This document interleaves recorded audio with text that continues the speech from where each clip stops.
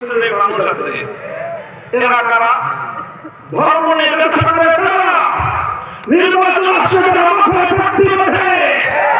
নির্বাচন আসছে যারা হাতে তসবি নেয় নির্বাচন আসছে যারা মাথায় টুপি পরে মসজিদের মধ্যে গিয়ে মুসল্লিদের সঙ্গে কোরআনের পক্ষে থাকবার জন্য প্রত্যয় ব্যক্ত করে আমার নির্বাচনের মাধ্যমে মানুষের ভোটটাকে ধোঁকা দিয়ে আদায় করবার পর নির্বাচিত হয়ে যাওয়ার পর আল্লাহ কোরআনের বিরুদ্ধে আইন তৈরি করে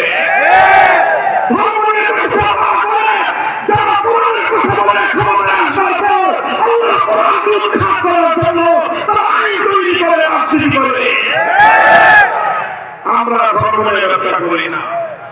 আমরা ধর্মের রাজনীতি করি। আমরা ইসলাম নিয়ে ব্যবসা করি না, আমরা ইসলামের রাজনীতি করি। এই কথাটা আমি অত্যন্ত আন্তরিকতার সাথে আওয়ামী লীগের অবশিষ্ট নেতা কর্মীদেরকে বলবো, আগামী দিনে যদি বাংলাদেশের রাজনীতি করতে হয় আপনাদের এই মনোভাব এবং এই দৃষ্টিভঙ্গি পরিবর্তন করবেন। যে ইসলামী রাজনীতিকে ধর্ম ব্যবসা বলা হয় না, ধর্ম ব্যবসা বলা হয় যারা ধর্ম করে না,